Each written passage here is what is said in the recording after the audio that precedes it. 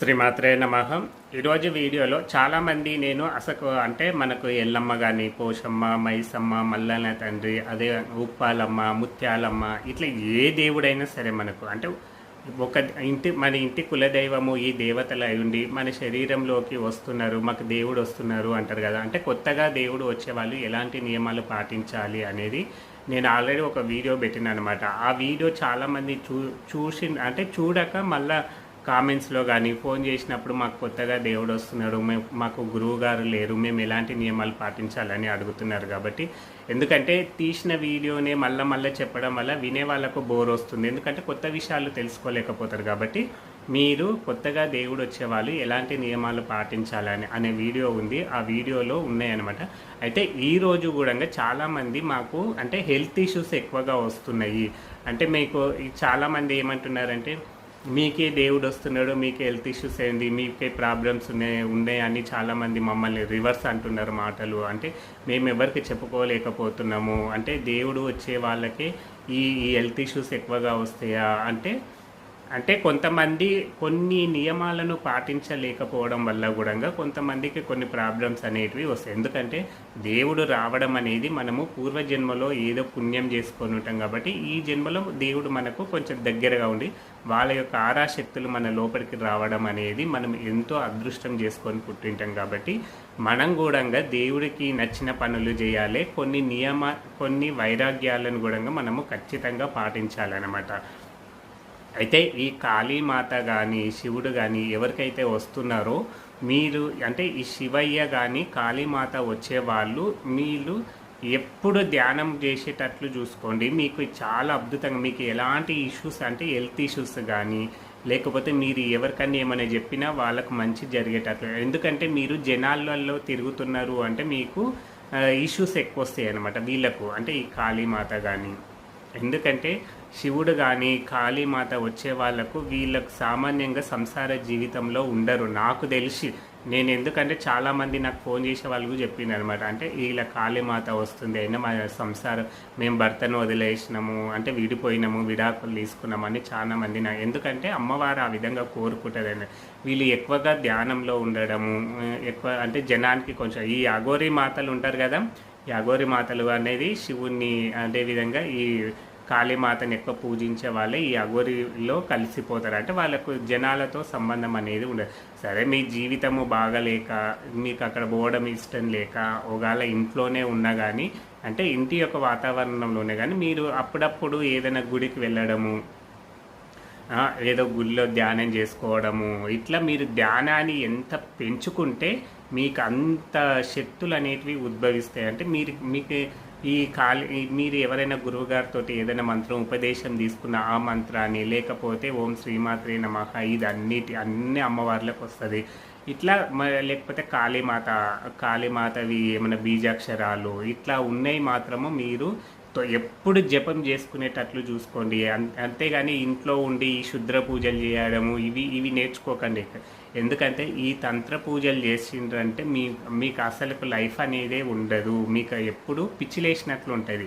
అందుకే ఈ తంత్ర పూజల దగ్గరికి పోకండి. మీరు ఒకవేళ మీరు తంత్ర పూజలు నేర్చుకోవాలంటే మీరు ఊరికి చివరిన వెళ్ళిపోండి, ఎక్కడైనా సరే వేరే అంటే ఎక్కడ జనసంచారం లేని జాగలకు వెళ్ళిపోయి మీరు ఈ విద్యలు అనేది నేర్చుకోండి. కానీ జనసంచారంలో ఉన్నామంటే మాత్రం మీరు ధ్యానానికి ఎక్కువ ప్రిఫరెన్స్ ఇవ్వండి, మీకు అద్భుతమైన శక్తులు మీకు వస్తాయి. అయితే ఈరోజు వీడియోలో కొత్తగా దేవుడు వచ్చే వాళ్ళకు కొన్ని నియమాలు, అంటే ఈ నియమాలు నేను ఆ వీడియోలో చెప్పలేదు కాబట్టి ఈరోజు అంటే ఆ వీడియోలో మనం హెల్త్ ఇష్యూస్ గురించి చెప్పుకోలేదు కాబట్టి అక్కడ నేను చెప్పలేదు. ఈరోజు హెల్త్ ఇష్యూస్ ఎక్కువగా వస్తాయి అంటే శారీరక ఇబ్బందులు ఎక్కువగా కలుగుతున్నాయి అనుకున్న వాళ్ళు ఎవరైనా సరే ప్రతి ఒక్క శివశక్తి మీరు తినే ప్లేట్ ఉంటుంది కదా, తినే ప్లేటు ఒక గ్లాసు ఒక చెంబు ఇది మీరు ఎవ్వరి ఎంగిలి చేయకుండా అంటే మీరు సపరేట్గా పెట్టుకోవాలి. ఇది ప్రతి ఒక్కరు చేయాలి. దేవుడు వచ్చే వాళ్ళ ఇంట్లో ఉన్నారు అంటే ఆడవాళ్ళైనా సరే మగవాళ్ళైనా సరే మీ తినే ప్లేటు కానీ ఒక గ్లాసు కానీ చాయ్ తాగడానికి గ్లాసు నీళ్ళు తాగడానికి ఒక చెంబు మీరు అది మీరు సపరేట్ పెట్టుకోవాలి. దాంట్లో అంటే ఎవరైనా సరే దాంట్లో తినకుండా దాంట్లో అంటే చాయ్ తాగకుండా నీళ్ళు తాగకుండా ఇవి మీరు సపరేట్ మీ ఒక్కరే ఈ విధంగా ఎందుకంటే వేరే ఎంగిలి ప్లేట్లు మీరు వాడకూడదు. అదేవిధంగా మీరు ఇంట్లో వండుతారు కదా, ఇంట్లో వండింది ఫస్ట్ వీళ్ళకి మాత్రమే తీసి పెట్టాలి. ఎందుకంటే సరే ఇంట్లో ఆడవాళ్ళు వంటలు చేస్తుంటారు కాబట్టి మీకు వచ్చిన మీరు సపరేట్ తీసుకోండి. ఇంట్లో లేదు మీ హస్బెండ్కు ఎవరికి వస్తుందంటే వండింది ఫస్ట్ వండింది వాళ్ళకు తీసి పెట్టిన సపరేట్ తీసి పెట్టిన తర్వాతనే మిగతా వాళ్ళు భోజనం చేయండి. ఇలా ఇది ఒక నియమం అన్నమాట. మీకు 2 నియమాలు చెప్పినాయి కానీ, అంటే మీరు ఎప్పుడే కానీ మీరు తినేటివి ప్లేట్లు గ్లాసులు సపరేట్ పెట్టుకోవాలి. అదేవిధంగా ఇంట్లో వండింది ఏదైనా సరే మీరు ఫస్ట్ మొదటగా మీరు తీసి పెట్టుకున్న తర్వాత మిగతా వాళ్ళు తినండి. అట్లా అని మీ మొత్తం మీరే తీసుకోకండి. ఇంట్లో వాళ్ళ పరిస్థితిని చూసి మీరు తీసి పెట్టుకోవాలి. అంతేగాని ఫస్ట్ నాకు తీసి పెట్టాను అని ఎక్కువ తీసుకొని ఇంట్లో వాళ్ళకు మళ్ళీ ఉపవాసం ఉండేటట్లు కాదు. ఉన్న దాంట్లోనే సదురుకోవాలి. కాబట్టి సదురుకున్న ఆ కొద్దిగా మీరు సపరేట్గా తీసి పెట్టుకోండి. ఇంకొక నియమం ఏమంటే ఇక్కడ నుంచి మీరు చాలా అంటే కొంచెం నియమాలు కఠినంగా ఉంటాయి అన్నమాట. మీరు ఎవరైనా సరే ఇంట్లో ఆడవాళ్ళకు కానీ భార్యకు కానీ భర్తకు కానీ పిల్లలకు కానీ ఎవరికైనా సరే ఈ దేవుడు వస్తున్నాడంటే సపోజ్ మీరు ఒకరికి చెప్తా ఇద్దరు అర్థం చేసుకోండి. సపోజ్ ఇంట్లో భార్యకు అమ్మవారు వస్తుంది అనుకోండి, భర్త ఎక్కడైనా బయట ఉద్యోగరీత్యా బయట తిరుగుతాడు కదా, తిరిగినప్పుడు మీరు ఇంట్లోకి వచ్చేటప్పుడు కాళ్ళు బయటనే కడుక్కొని మీరు ఇంట్లోకి రావాలి. అలాగే ఇంట్లోకి రావడం అలా మీరు చూడండి. అట్లాగే ఇంట్లోకి వచ్చి మీ వైఫ్ను ముట్టుకున్నారనుకోండి, ఆమెకు పానం పిందరించినట్లు ఏదో చూదులు పొడిచినట్లు ఎంబడే అనిపించేస్తుంది తగిలినంటే. అంటే కాళ్ళు చేతులు కడుక్కోకుండా ఆమెను తాకిందంటే ఆమెకు ఏదో కొద్దిగా అంటే తలనొచ్చినట్లు ఇలా ఖచ్చితంగా అవుతుంటుంది అన్నమాట. ఎందుకంటే మనం బయట ఇప్పుడు మనము ఉద్యోగరీత్యా బయటకు పోతాం కాబట్టి ఎక్కడనో బస్సులలో తిరుగుతుంటాము, ట్రైన్లో తిరుగుతాము, ఎవరు ఎట్లుంటారో తెలియదు, వాళ్ళు మనకు తగులుతారు. ఏ మార్కెట్లో తిరుగుతుంటాము, లేకపోతే ఎక్కడైనా తీసేసినాము తిప్పేసినాము అన్నీ తొక్కుతుంటాము చేస్తుంటాము. కాబట్టి మనము ఇంకా వేరే వాళ్ళ ఇండ్లకు పోవాల్సి వస్తుంది. కాబట్టి ఎవరి ఇంట్లో ఏ విధంగా ఉంటారో, వాళ్ళ ఇల్లు మంచిదో చెడ్డదో, వాళ్ళ ఇంట్లో మైల ఉన్న ఇల్లు ఉంటుందో మనకు తెలియదు కదా. అందుకే మనము కాళ్ళు చేతులు బయటనే కడుక్కొని ఇంట్లోకి రావాలి. ఖచ్చితంగా మీరు స్నానం అనేది ఒకవేళ నైట్ అంటే ఈవినింగ్ డ్యూటీ అయిపోయిన తర్వాత ఇంటికి వచ్చినా కానీ స్నానం ఖచ్చితంగా చేయాలి. అదేవిధంగా మీరు ఎక్కడైనా సరే ఈ తాగినా కానీ ఎక్కడైనా అంటే మీరు ఎక్కడైనా ఫంక్షన్స్కి వెళ్తారు కదా, అంటే మ్యాచింగ్ ఫంక్షన్ కానీ దినాలకు కానీ అంటే ఇవి మనము పోమన్నమాట. యాక్చువల్గా దేవుడు వచ్చేవాళ్ళు ఈ పెద్ద మనుషుల ఇంటి దగ్గరికి దినాల దగ్గరికి వీటికి కొంచెం దూరంగా ఉంటారు. ఏమన్నా పెళ్ళిళ్ళైనా అక్కడ అయితే వీళ్ళు ఎక్కడైనా తినడము లేకపోతే అక్కడ తాగడము దావత్రిపు మగవాళ్ళైనాక ఖచ్చితంగా అందరు తాగుతున్నారు కాబట్టి తాగడము ఇలాంటివి చేసినాం అనుకోండి, ఇంటికి వచ్చిన తర్వాత మీరు మీ వైఫ్ను అనేది ముట్టుకోకూడదు. ఆ రోజు నాన్ వెజ్ తిన్నా లేకపోతే ఈ తాగినా కానీ ఈ దేవుడు వచ్చే వాళ్ళను ముట్టుకోకుండా ఉంటే చాలా మంచిది అనమాట. అదేవిధంగా భర్తకు వచ్చింది అనుకోండి, భర్తకు దేవుడు వస్తుంటే భార్య కూడా ఇంట్లో కొన్ని నియమాలు అంటే ఆయనకు సహకరించాలి.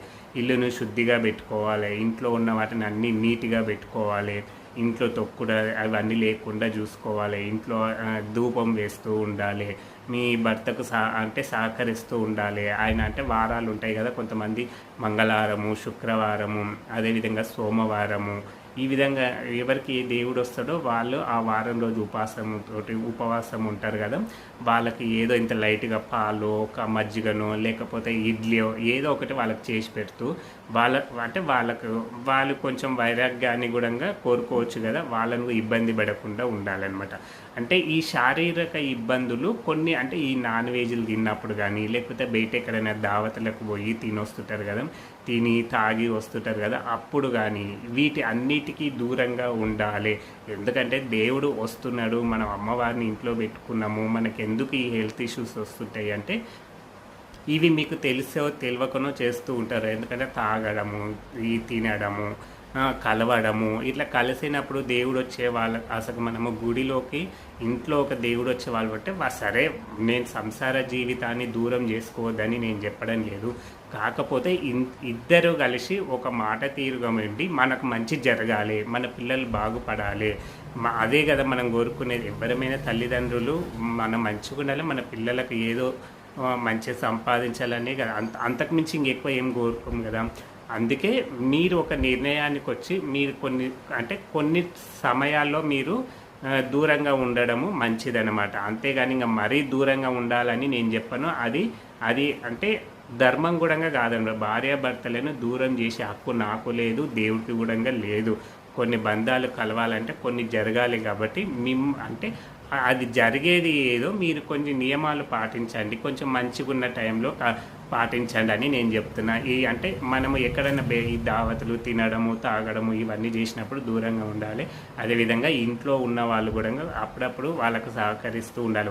ఒకరు సహకరించుకుంటూ ఉంటే మీకు ఎంతో మంచిది. అయితే ఇక్కడ మీకు అదేవిధంగా ఆర్థిక ఇబ్బందులు వస్తున్నాయి అనుకోండి. ఆర్థిక ఇబ్బందులు వస్తున్నప్పుడు మీరు ఏం చేయాలంటే, ఎవరైనా సరే ఇంట్లో మగవాళ్ళే కదా జాబ్ చేసేది. ఎవరికైనా మీరు జాబ్ చేస్తున్నారు అంటే మీరు కూడా ఎంబడి ఎప్పుడు ఒక నిమ్మకాయ అంటే అమ్మవారి దగ్గర ఒక నిమ్మకాయ తీసుకొని ఎప్పుడు మీ దగ్గర పెట్టుకొని మీకు ఎలాంటి దుష్టశక్తులు కానీ ఎలాంటి గ్రహ దోషాలు కానీ ఇవి ఏవి మీకు తగలవన్నమాట. అంటే మీరు చేసే పని సక్సెస్లు అవుతుంటాయి. అదేవిధంగా మీ ఇంట్లో ఆడవాళ్ళకు వస్తే వాళ్ళతోటి మీరు ఈ మంగళవారం శుక్రవారం ఒక నిమ్మకాయ మంతరించుకొని మీ దగ్గర పెట్టుకోండి. మీరు ఈ ఉద్యోగరీత్యా ఎక్కడైనా పోండి, మీరు ఏవో వ్యాపారమో ఏదో చేస్తుంటారు కదా, మీకు ఎలాంటి గ్రహ దోషాలు ఉండవు. మీకు ఏ పని చేసినా సక్సెస్ అనేది అవుతుంది. ఎప్పుడు అమ్మవారి గుడులకు ఎక్కువగా పోతూ ఉండండి. ఇద్దరు కలిసి భార్యాభర్త ఇద్దరు కలిసి ఏదైనా అమ్మవారి గుడికి మీకు ఏ దేవుడు వస్తాడో ఆ దేవుడికి ఎక్కువ దర్శనాలు చేస్తూ ఉండండి. ఆ దేవుడి గుడిలో కొద్దిసేపు ఏదైనా ఆ దేవుడి గుడిలో ఏదైనా పని చేయడము ఇలాంటివి చేస్తే మీకు వాకులు కూడా తొందరగా వస్తాయి. అదేవిధంగా మాకు చాలా ఏండ్లుగా వాకులు వస్తలేవు, దేవుడు వస్తున్నా కానీ వాకులు వస్తలేవు అంటారు కదా. మీకు వాకులు రావాలి అంటే కొన్ని నియమాలు అనేది పాటించాలి. సరే, కొంతమందికి వాకులు వచ్చే అమ్మవారు ఉంటుంది, కొంతమందికి వాకులు రాని అమ్మవారు కూడా ఉంటే వాళ్ళ ఇంటికాడికి చెప్పుకునే అమ్మవారు ఉంటుంది. కాబట్టి మాకు లేదు, మాకు వాకులు రావాలి, మేము చెప్పాలి అనుకుంటే మాత్రం ఇది ఒక గురువు గారును మీరు కాంటాక్ట్ కావాలన్నమాట. అంటే ఏదైనా ఒక గురువు గారి దగ్గరికి పోయి ఆ గురువు గారు ఏది చెప్తారో అది మీరు చేయడం వల్ల మీకు వాకులు అనేది వస్తుంది. లేదు మాకు గురువు గారు డబ్బులు ఎక్కువ అడుగుతున్నారు, వాళ్ళ బంగారులు వెండిలు ఇట్లా డబ్బులు అడుగుతున్నారు అనుకుంటే మీరు మీకు ఏ దేవుడు వస్తాడో ఆ దేవుడినే గురువు అనుకొని మీరు రోజు జపం చేస్తూ ఉండండి. మీకు వాకులు ఖచ్చితంగా వస్తాయి. లేదు మాకు వాకులు తొందరగా రావాలనుకుంటే మాత్రం మీరు ఏదో చెప్పినా కదా, మనం పీఠం పెట్టుకోవాలంటే ఏదో ఒక గురువు గారిని కలవాలి. మాకు ఏది వద్దు అనుకున్న వాళ్ళు, మాకు మంచిగా అయితే చాలు అనుకున్న వాళ్ళు ఎలాంటి గురువులు మీకు అవసరం లేదు. మీకు వచ్చే దేవుడే మీరు గురువు. ఏ గురువు తెలియనప్పుడు ఆ పరమేశ్వరుని మీరు గురువుగా భావించవచ్చు అన్నమాట. అంటే ఇలాంటి చిన్న చిన్న నియమాలు పాటించండి, మీకు ఎలాంటి హెల్త్ ఇష్యూస్ ఉండవు, అందరు సంతోషంగా ఉంటారు. అందరూ ఆ పార్వతీ పరమేశ్వర్ల అనుగ్రహంతో అందరూ సంతోషంగా ఉండాలని కోరుకుంటున్నాను. జై శ్రీరామ్.